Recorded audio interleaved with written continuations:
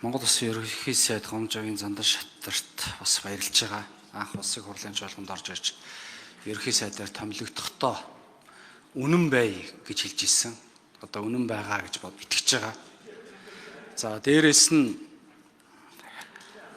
Гомжовын Зандан шатарт дараах ерөнхий сайдын хэлсэн авилга, албан тушаал, ашиг сонирхлын зөрчилтэй сайд нарыг шууд чөлөөлнө гэдгийг хэлсэнд бас их баярлж байгаа.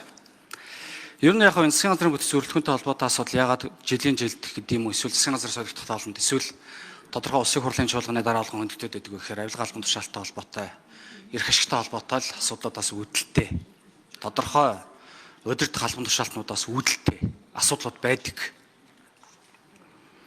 Би өнөөдөр энд нэг юм хөндөх гэж байгаа. Би түрүү Монгол Улсын засгийн газрыг дэмжиж байгаа гэдгийг илэрхийлсэн. Гэхдээ Монгол Улсын ерөнхий сайд Гомжовын Зандан шатрын авилга албан тушаал, ашиг сонирхлын зөрчилтэй сайд нараас шууд чөлөөлнө гэсэн учраас үнэн байя гэсэн учраас энд нь итгэж ийнэгөө хэлж байгаа.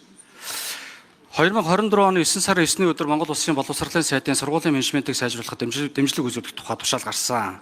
1.2 тэрбум төгрөг. Энэ 1.2 тэрбум төгрөгийг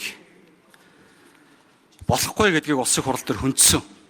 За үүнийхэн дагуу болохгүй гэдгээр нь ашиг сонирхлын асуудал боловсролын сайд Наранбаяр хөндсөн байна.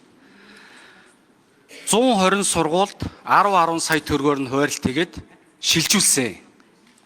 За эргээд сургуулийн судалгаа хөгжлийн шинэ Монгол төв нийгэм дэвшлэх төрийн бус байгууллага руу 120 сургуулиас 10 саяар нь буцаагаад шилжүүлж авсан байна.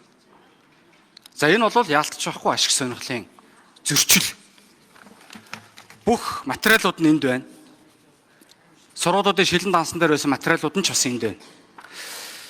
Бид нар энэ боловсролын сайд Наранбаярыг зөвхөн энэ үйлдэлийн төлөө огцрох ёстой гэж үзэж байгаа.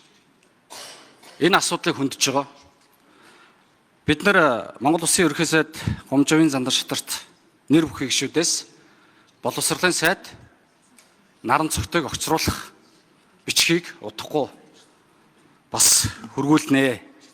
Та энэ дээр бас өөрийнхөө улсын хурлын танхимд хэлсэн үнэн бай.